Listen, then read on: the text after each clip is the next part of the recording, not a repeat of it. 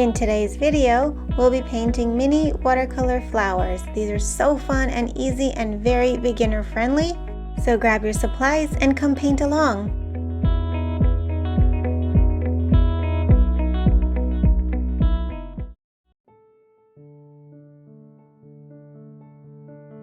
Alright, so for paper, you can use watercolor paper that you like. I like the Arches brand. It's 100% cotton, 140-pound cold press. I also have my watercolors in a little travel tray set here. And I also have a ceramic dish that I will use for some mixing sometimes. I have a set of round brushes. I generally choose somewhere between 6 and 8. These are some of my favorite brushes, and they are pointed round, which means they have that fine tip on the end to get that really delicate line work. You can use other round brushes too, but if you notice that the pointed end won't be on some of them, so that will make a difference if you're looking for delicate marks. Okay, so I'm going to start by just spraying down my colors and getting my palette a little bit wet. That just wakes up the colors and gets them ready for painting. Alright, so I'm going to start with a green and just sort of dirty it up a little bit with an orange touch into that green paint. Makes it a little bit more of an earthy green. And then we can start by putting in a little stem, and that will be the start of our first floral. So when you're making your marks, use a very light touch in just the end of your brush, and this is where that fine point comes in. You can really make some really delicate line work here. And I'm putting a few leaves down at the base of those stems. Alright, so mixing up a light blue, so a little bit of a purpley blue. And then just to demonstrate real quick on this scrap piece of paper, what I'm doing is angling my brush horizontal. So if I hold it straight up and down, I'll get thin marks. But if I switch it and push my brush towards a sort of a side angle, I'm using the side of that brush to make a wider mark.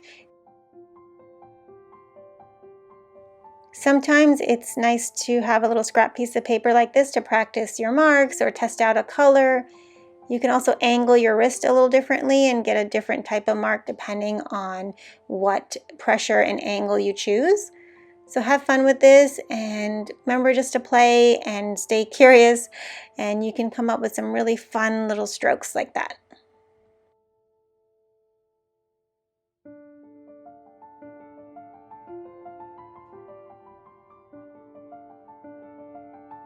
Alright, so using really short, small strokes from the side, just like we practiced. These are just a little bit smaller in size, but the angle is the same.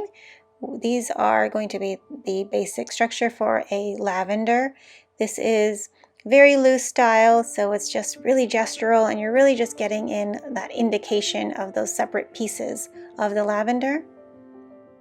And then I felt like I needed a little bit more on the left-hand side, so I just put in a tiny bit more. And then rinse my brush, and with just a clean brush, putting some more translucent little dashes along the tops. And then you can also add in another stem for that little piece that is extra.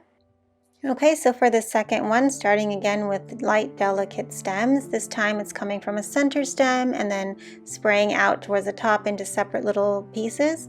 And with that same green, I'm going in and adding a little base to the tops of each of these stems. This is where the flower will connect to the stem. Okay, so mixing up a little bit of a yellow with some orange in there, so it's a really warmer yellow. I'm putting in the tops of these flowers. They're a little bit like a golden poppy maybe. It's very loose, so they're not so specific, but this is just a way to indicate a type of flower. They're a little bit more open, and so the petals move a little bit wider towards the top. And then with that same green, you can go in and add a few more little pieces like leaves and stems and really fill out some of that white space just to have a little bit more balance. Okay, so for the third floral, we'll do a little tulip, and this is really like a two-stroke type of floral. You're making a left piece and a right piece with the side of your brush. You can also practice this on a scrap paper if you like.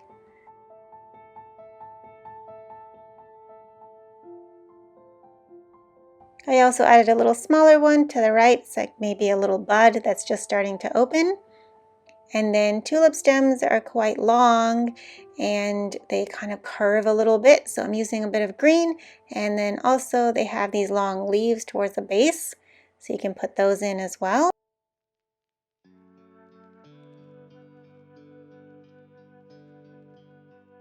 If you want to practice different types of leaves and greenery, I have a whole video on that with just one brush, and I made, I think it was 14 different types of leaves, and it's a great exercise, so you really get familiar with leaf shapes and also getting comfortable with different strokes that you can make. For our next floral, we can do a little rose cluster, and the way you do a rose is you start with a C stroke in the center, and then as you work outwards with your petals, you're making a more diluted mark. So I'm starting in the center with a bit of stronger paint and then rinsing my brush as I move outward and making softer, wider petals towards the outside.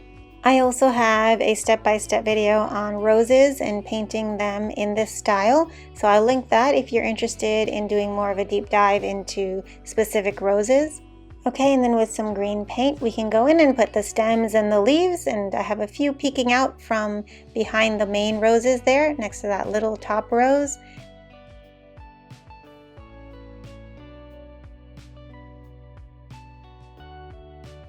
Okay, so our next cluster will be a 5-petal flower. I'm using a soft blue. This is a little bit of an aqua blue with a little touch of purple, just a tiny bit. And I'm making these little petals with a bit of space in the center, and that way we can go in and drop a little different color in the middle once the outer petals dry. Alright, so with a bit of green, and I'm adding a touch of orange into that green just to make it a bit dirtier so it gets a bit more of an earthier feel. I'm going in and adding these stems, and then maybe leaving a little bit of space for a few more of the florals, so I can put the little side view of these flowers around the edges. Sometimes when you're painting, you can take a look at it and think maybe, a little flower here, a little flower there needs to be added. So paint as you go, you can always add on, it's harder to take away. So I usually like to build with my first few florals, and then I take a look at it and add any extra if needed. And once those petals are dry, you can add in the centers. I added a little bit of yellow into each of the open flowers. I decided to add a few more along the bottom, and then making that stem come down a little bit further so that the whole overall balance works. Alright, for the next floral, I'm testing out a pink color. This is sort of a cool reddish pink, and I want to do a cone flower. And I have that scrap piece of paper, so you can always test out colors before you go to paint and just see if you really like it and how it shows up. So for cone flowers, the petals point downwards, so it's a little bit like a floppy flower. And so I'm putting the bottom pieces in first, and then there's that center top, which is a little bit of an orangey brown. And so once these dry, we can go in and add in the tops. Also got a little bit too much water and paint on these, so I'm using my brush as a pickup, cleaning my brush, rinsing it, and then using it like a sponge to pick up any extra paint or water. While those dry, go ahead and put in the greenery, so stems and some long floppy leaves.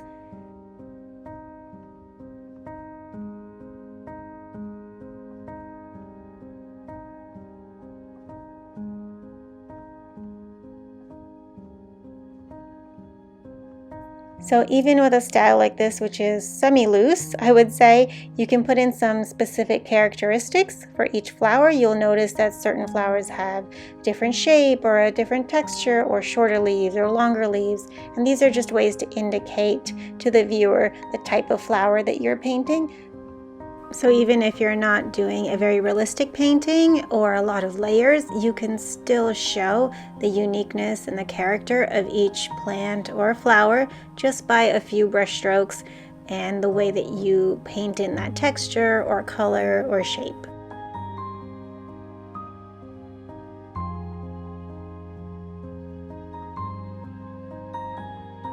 Okay, I'm going in with a darker brown along the edge of that bottom part of that top piece, and then rinsing my brush and going in with a little bit of orange, and I'm just dotting it in like a little stippling technique, and that way the wet on wet bleed will happen on its own.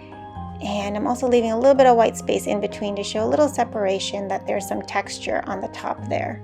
Okay, and now that the top petals have dried, that first layer, I can go in with a darker pinkish red and just put in some little lines that indicate a bit of shadow towards that center part, and just sort of wispy lines that fan outwards towards the edge of each of those petals. So that way you can see a little separation in each of the petals, but you still get a feeling that they're swooping downwards.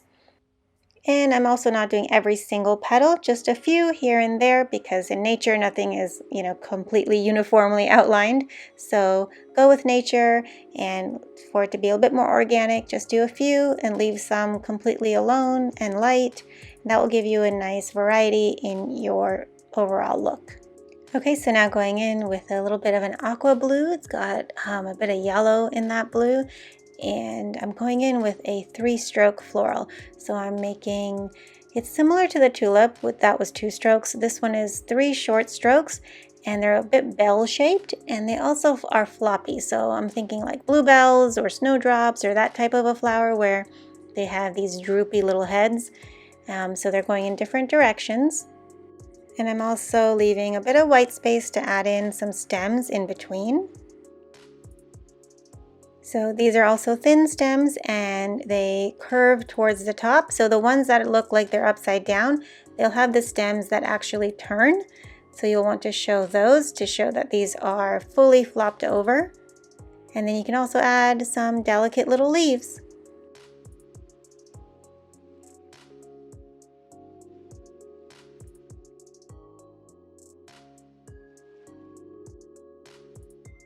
So this green was a bit light, so I'm going in with a little bit of a darker green and just adding a little bit more pigment into each of these sections.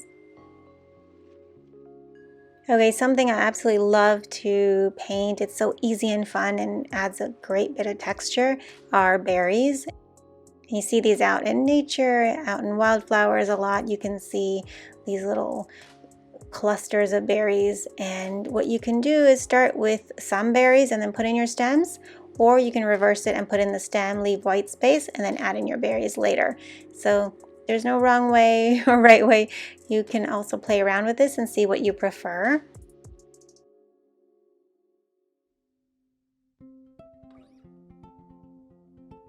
This is also a great filler element if you're creating a bouquet of flowers. You can always add in some smaller pieces like this to have a little bit of a contrast in size and texture and shape. And then going through, and I'm adding a little bit of these tiny little leaves just to add a little bit more interest.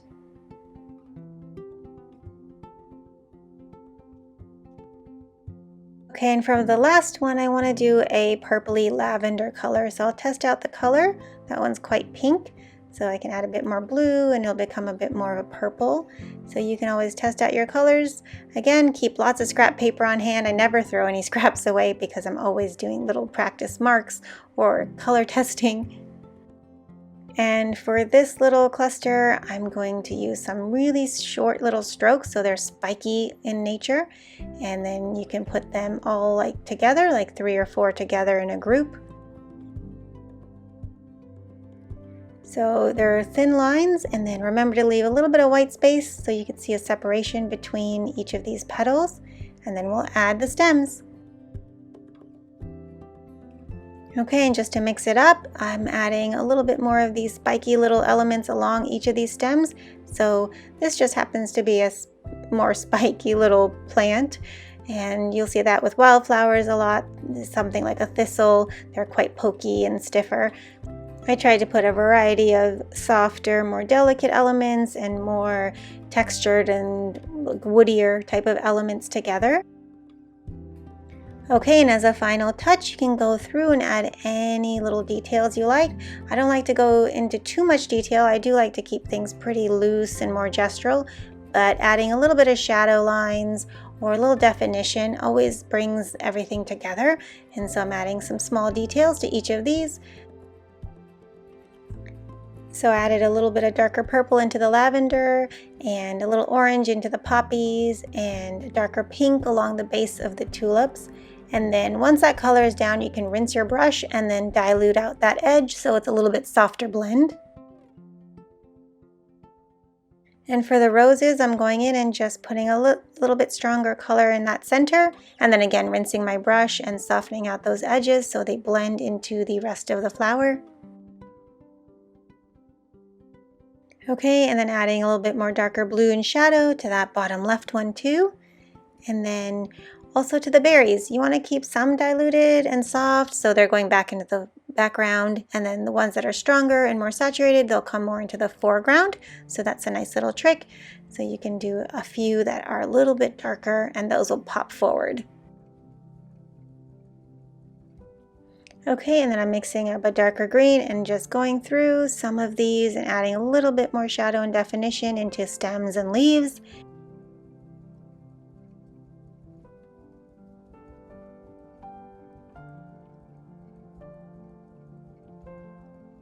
All right, so put in your final little details. I hope this was so much fun for you to paint along. These are really easy and beginner friendly and really a great way to warm up even if you're going into loose florals and just practicing. You can do whole sheets of these and explore even more shapes and sizes and colors.